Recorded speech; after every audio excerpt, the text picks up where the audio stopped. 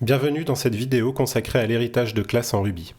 Pour ce screencast, nous utilisons la version 2.2 de Ruby. Nous écrirons le code dans un éditeur de texte pour une meilleure lisibilité. Nous chargerons ensuite le fichier depuis IRB pour pouvoir utiliser et tester ce code. Dans la vidéo précédente, nous avons amélioré une classe existante qui permet de gérer des animaux. Nous allons aujourd'hui apprendre à nous servir de l'héritage en Ruby. L'héritage permet de créer une classe sur la base d'une autre pour en modifier certains aspects. Ça permet donc de refléter des comportements spécifiques qui ne peuvent pas être mis en commun dans la classe parent. Imaginez que sur la base de notre classe Animal, nous voulions créer des chiens mais aussi des chats. Le cri de chaque animal est différent et il est donc impossible de le mutualiser dans la classe Animal. C'est une méthode que nous devrons mettre en place spécifiquement dans chaque classe enfant. Pour autant, on souhaite garder tous les comportements communs pour ne pas avoir à les réécrire. C'est ce que permet l'héritage. Nous allons donc créer notre première classe qui hérite de la classe Animal. Ce sera la classe Dog. Dans cette classe, nous allons créer une méthode qui permet à l'animal d'émettre son cri. En Ruby, l'héritage se fait grâce à l'opérateur inférieur.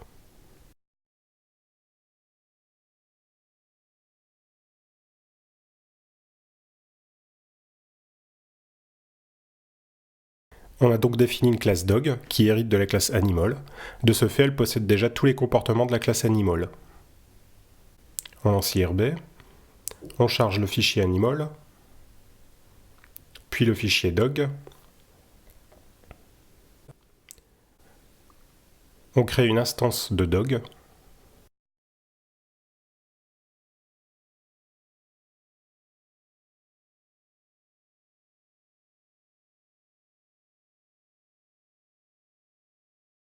On peut appeler la méthode age de Animal et la méthode description. Mais cette classe possède également une nouvelle méthode qu'on peut appeler, la méthode cry. Ce qui est impossible sur un objet de la classe Animal. On instancie un Animal.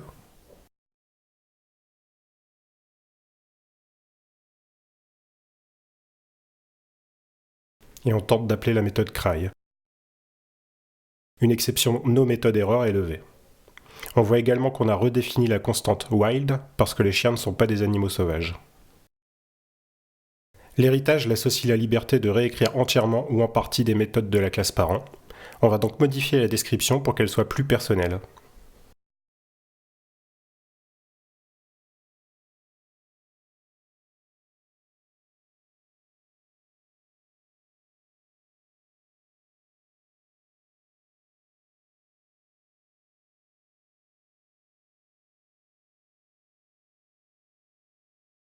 On a donc complètement écrasé la définition du parent pour avoir un comportement personnalisé.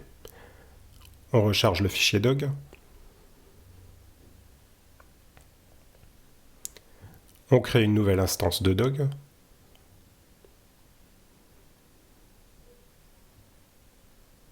Et on appelle sa méthode description.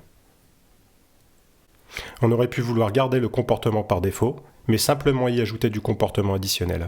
C'est possible grâce au mot-clé super qui permet d'appeler la méthode correspondante du parent. Modifions notre classe.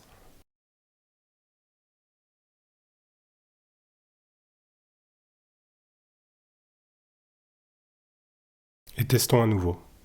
On charge le fichier Dog. On crée une nouvelle instance de Dog.